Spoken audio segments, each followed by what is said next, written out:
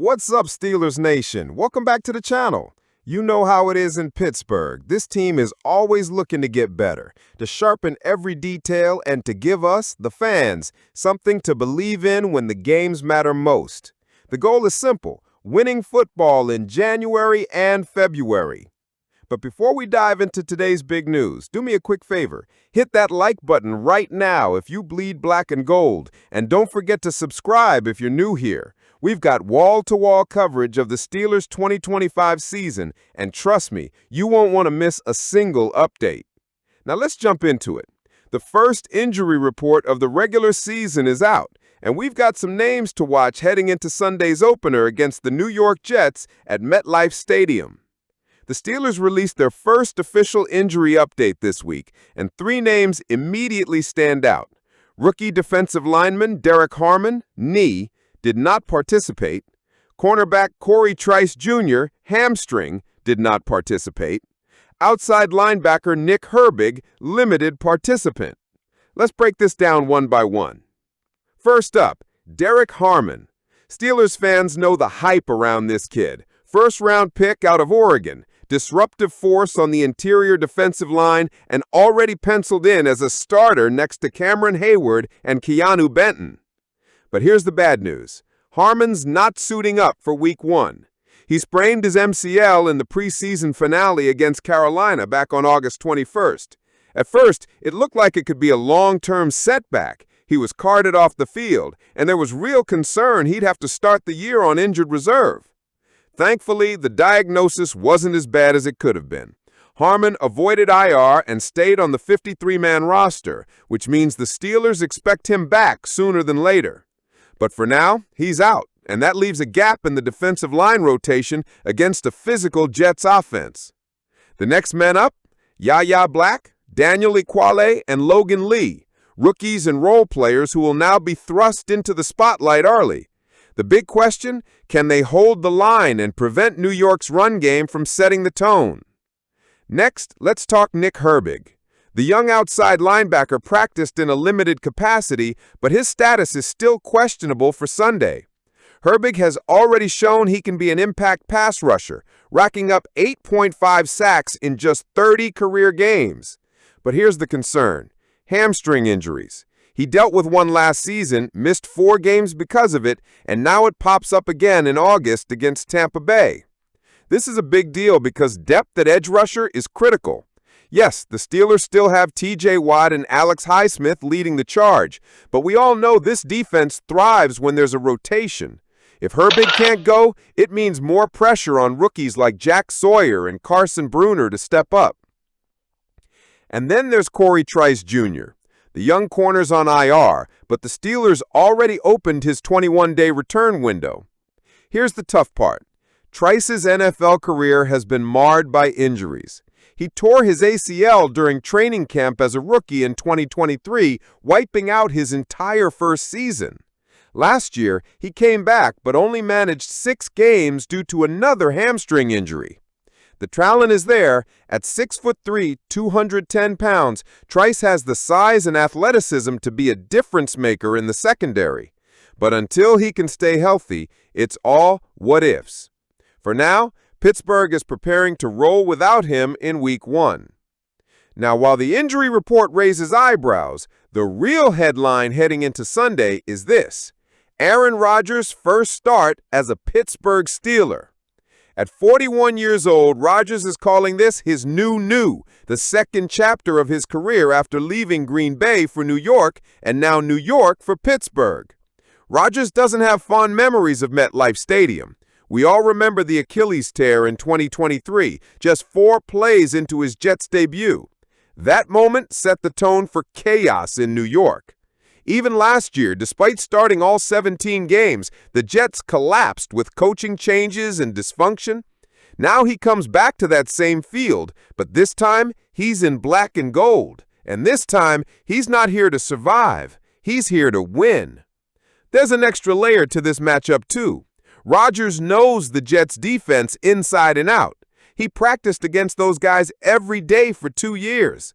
Players like Sauce Gardner and Quinnen Williams aren't just opponents, they're friends, former teammates. But that also means they know him. They know his tendencies, his cadences, his style. It sets up a fascinating chess match right out of the gate. Rodgers himself put it best. I've been playing 20 years, so I know how to execute in a game situation. Experience counts, and Rodgers has plenty of it. 153 career wins, a .637 winning percentage, and just 5 touchdowns shy of Brett Favre on the all-time list. Here's where things get really exciting. The Steelers didn't just hand Rodgers the same offense as last year. They went out and got him help. Enter DK Metcalf, 6'4", 229 pounds of pure mismatch nightmare. The man has 48 touchdowns in 6 seasons, and now he's lining up in black and gold. Pair him with Darnell Washington, the 6'7" tight end, and suddenly the Steelers' red zone offense looks terrifying. And don't forget Jaylen Warren in the backfield, Pat Freiermuth at tight end, and speedsters like Calvin Austin and Roman Wilson stretching the field. Rodgers has options. Rodgers has size. Rodgers has speed. And most importantly, Rodgers has balance with a strong run game. Coach Mike Tomlin couldn't hide his excitement when talking about his new quarterback. His arm talent is unbelievable, not only in terms of strength and accuracy, but also in his ability to release the ball from a variety of places. His line of scrimmage play, weaponizing of cadences, and his above-the-net game, it's very unique. It's been a good process, but the proof is in the pudding. In other words, Rodgers has looked great in practice, but now it's time to see it under the lights.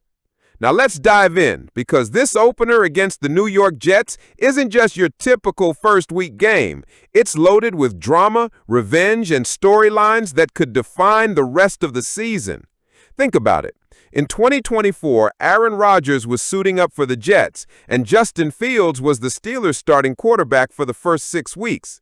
Both franchises looked at their situations and essentially said, we need a change.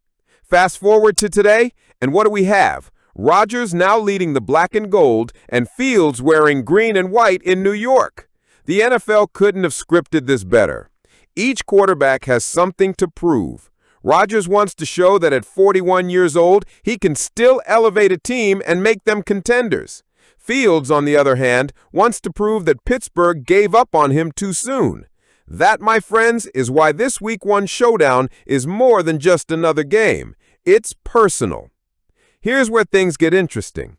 The Steelers actually have an inside edge against Fields. Remember, they practiced against him all last year. This defense knows his tendencies, his decision-making patterns, and most importantly, his weaknesses. And that's exactly what Steelers defensive lineman Keanu Benton addressed this week when speaking with reporters. Benton didn't come right out and give the entire game plan away. He's smarter than that. But he did make one thing very clear. Keeping Fields inside the pocket is the key. When you get a running quarterback, it adds a whole different aspect to the game, Benton said. So just keeping him contained, keeping him in the pocket, will be big for us. And he's absolutely right.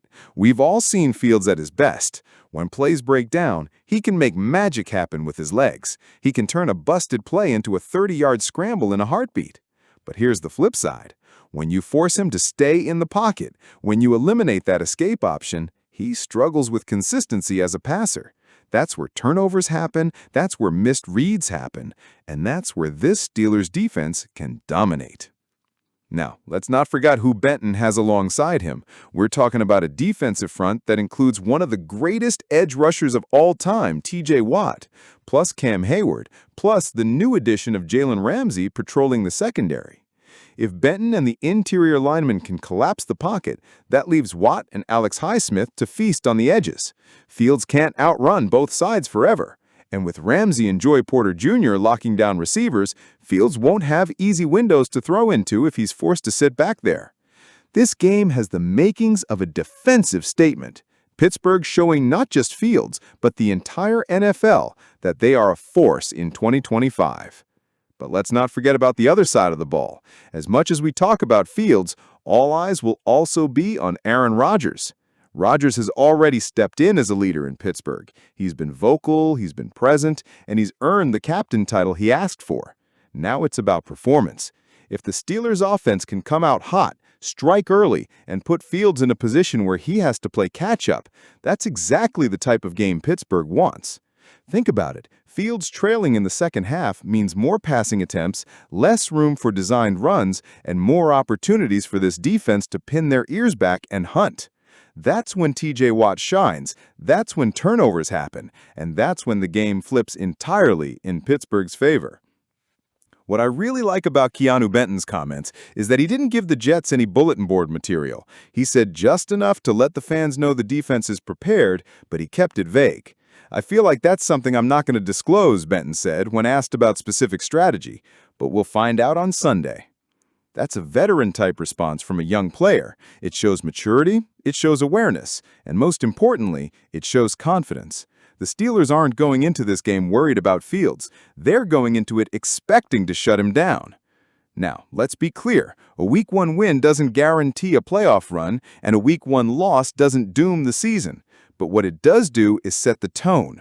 If the Steelers win, they send a message. Aaron Rodgers is locked in, this defense is elite, and Pittsburgh is not to be overlooked in 2025. If they lose, the key will be how they respond in Week 2 and beyond. Mike Tomlin has built his reputation on resilience. This team never folds after setbacks, and you can bet Rodgers won't allow it either. But make no mistake, beating Fields and the Jets would be the perfect opening statement, not just for the fans, not just for the AFC, but for the entire NFL. So here we are, Steelers Nation, Week 1, the New York Jets on the road. Yes, the injuries are a concern. Losing Derek Harmon right away hurts the defensive line depth. Nick Herbig's hamstring is something to monitor, and Corey Trice Jr.'s career continues to be snake-bitten by bad luck. But let's be honest, all eyes are on Aaron Rodgers.